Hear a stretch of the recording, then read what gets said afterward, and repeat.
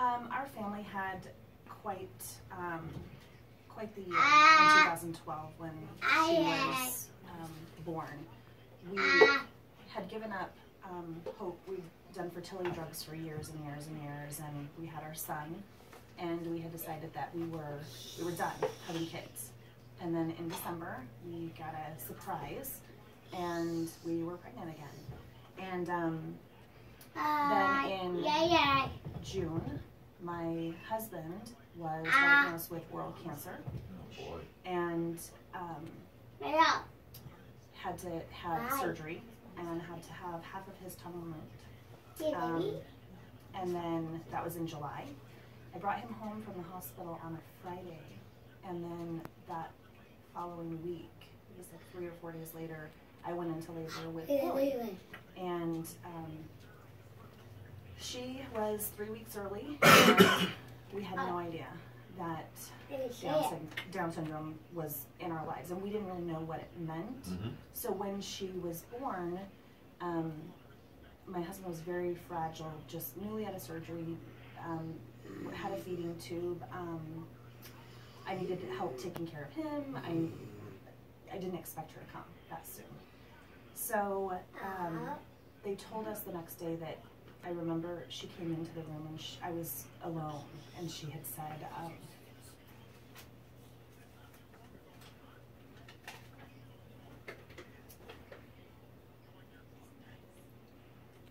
still real and fresh, isn't it? And it's 6 years, having more later. She said, I'm really sorry, but your child potentially has Down syndrome, and I've never been wrong with the diagnosis before, but I need a blood test, or according to test to tell. And I said, well, I don't really know what that means. I don't know, what does that mean? Is she sick? What does it mean? And so then they brought up this, literature and all this stuff talking about, the different things and the challenges that we might face, but never once did they say, you're gonna be okay. Although maybe they did and I just didn't hear it at the time. But what I heard was, something's wrong, and your husband has cancer, and we don't know what's gonna happen with him, and this baby has to be in the NICU for, we don't know how long. She might have a heart condition. Many, many different things kind of came through my mind, and then I had to start sharing with people. And if I were you, I'd have said, I'd like a bed over there, because I think I'm about to need some help too. It was a rough time. What a time. So she ended up having to stay in the NICU for 3 weeks. Luckily, I was told that 60% of all children that are born with Down syndrome have some heart issues. She did have 2 small little heart murmurs, but they've cleared up since then. She had no heart issues. She basically has break your heart issues, right? She's so cute, right? Yeah, for sure. And I remember going into the NICU with her, and it would be scary, and all the machines and all the sounds and everything, but once I had this precious little being in my arms and I could look at her, and I remember saying to her many, many times, you just learn to eat, because that's what they were waiting for, was her to be able to eat. And I just said, once you learn to eat, come home and I will take care of the rest. You don't worry about anything, you just eat and I've got the rest. And that's kind of what we've done. Of course, I expect things out of her. I don't expect her to just slide through life and not do things. She has chores at home, which involve letting the dogs out and bringing them home. Now, granted, she does like to let the dogs out, because then she goes and swings on the swing set at 5:30 in the morning, but I catch her, and you can hear her say, dogs, outside, and she'll run outside, and then I won't hear the door shut again, and I won't hear her, and so I have to run out and say, okay, let's get inside. We're in our pajamas, and it's freezing. It's 5 o'clock in the morning, so, but she needs a little extra help with things, and it takes more time for everything, but she's so worth it. She's so worth everything. And I would say the same thing about my son, and with everything that we've gone through since my husband passed away, I know why I'm here, and I know my purpose, and I don't think a lot of people get that in life. And I know my purpose is to be these two children's mother, and I'm so grateful for it. Wow, that sense of identity and purpose, you're right. A lot of people go their whole lives and never know, why am I here, what's this mean, what's it all about? Yeah. And you know that your job is to be mom with a capital M in the rock for your children.